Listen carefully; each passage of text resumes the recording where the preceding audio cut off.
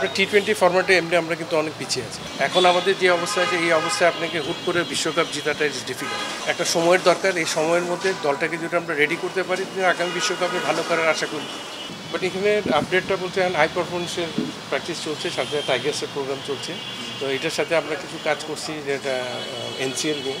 তো এনসিএলের টি-20টা হবে, এটা ডিসেম্বর 5 থেকে এটা 17 তারিখ পর্যন্ত হবে। তো এগুলো নিয়ে কাজ চলছে। তো ইনশাআল্লাহ সিজনটা ভালো মতো শুরু করতে পারলে এনসিএল দিয়ে শুরু হবে 4 ডেজ দিয়ে। তো আশা করছি প্রোগ্রামগুলি ধাপে ধাপে শেষ করা যাবে।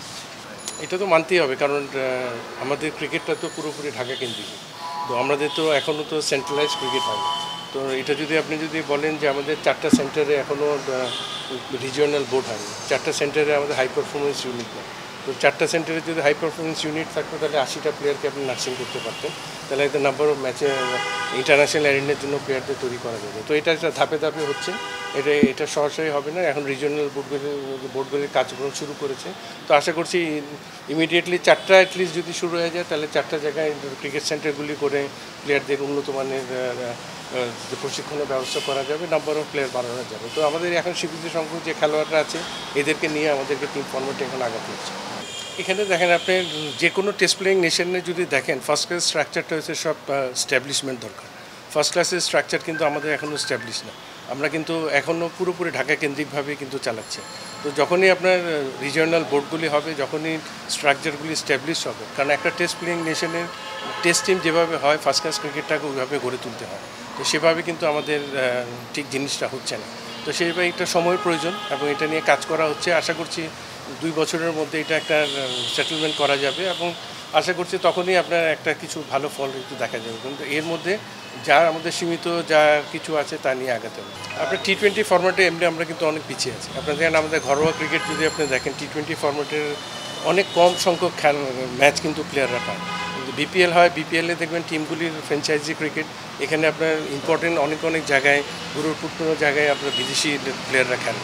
তো সেই জায়গায় কিন্তু আমাদের প্লেয়ারদের অপরচুনিটি কম থাকে। এখন চিন্তা করা হচ্ছে যে ডোমেস্টিক লোকাল প্লেয়ারদের জন্য যে টুর্নামেন্টগুলি দেওয়ার, নাম্বার অফ ম্যাচের সংখ্যা বাড়ানো, একটা প্ল্যাটফর্মে যাতে এই টি-20 ফরম্যাটে আরও কিছু খেলোয়াড় দরকার ভালো, এবং কিছু আইডেন্টিফাই খেলোয়াড় দরকার একটা প্লেসের মধ্যে যাদেরকে নার্সিং করে ইন্টারন্যাশনালের জন্য রেডি করা।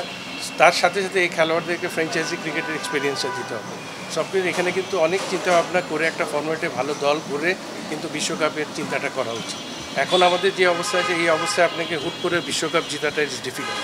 তো সেইভাবে একটা সময়ের দরকার, এই সময়ের মধ্যে দলটাকে যদি আমরা রেডি করতে পারি আগামী বিশ্বকাপে ভালো করার আশা করি। এটা এই যেটা বললাম যে 27 থেকে 30টা খেলোয়াড়ের মধ্যে সীমাবদ্ধ, 3টা ফরম্যাটের মধ্যে। এইখান থেকে কিন্তু নাড়াচাড়া করছে হচ্ছে খেলোয়াড়রা। তো যতক্ষণ পর্যন্ত আপনি কম্পিটিশনে আপনি অ্যাটলিস্ট 45টার মতো প্লেয়ারকে রেডি করতে পারবেন না, সেই সময় কিন্তু আপনার প্লেয়ারদের ওই কম্পিটিশনের সময়টা কিন্তু থাকে না। তো সেই হিসাবে আমি মনে করি যে সামনে যে ডোমেস্টিক সিজনটা শুরু হচ্ছে ওখান থেকে শুরু করা উচিত, এবং এখানে সিলেকশন প্যানেলের টিম ম্যানেজমেন্ট সবারই মনিটরিং থাকা উচিত প্লেয়ারদের উপরে, কোন ফরম্যাটটার মধ্যে কোন খেলোয়াড়কে কোন জায়গাটায় সুযোগটা দিবে, এবং প্ল্যাটফর্মের নাম্বার অফ প্লেয়ার সংখ্যাটা বাড়ানো এবং সেভাবে নার্সিং করে ইন্টারন্যাশনাল এরিনায় রেডি করা।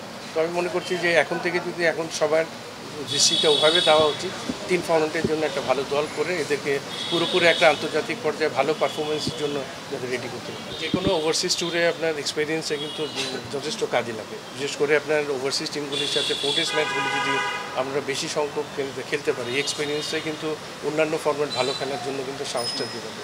তো এখন যে শুরু হচ্ছে যে মাঝখানে আমরা অনেক গ্যাপ দিয়েছিল, আমাদের এই টিমের আমরা খেলা পাচ্ছেন না, তারপর হাই পারফরমেন্সের ট্যুর হয়নি। এখন কিন্তু ব্যাক টু ব্যাক অনেকগুলো ট্যুর আছে। আশা করছি যে এগুলো যদি কন্টিনিউ এই প্রসেসের মধ্যে থাকে ইনশাআল্লাহ প্লেয়ারদের ভালো এক্সপিরিয়েন্স পাবে এবং আন্তর্জাতিক পর্যায়ে ভালো করার সুযোগ থাকবে।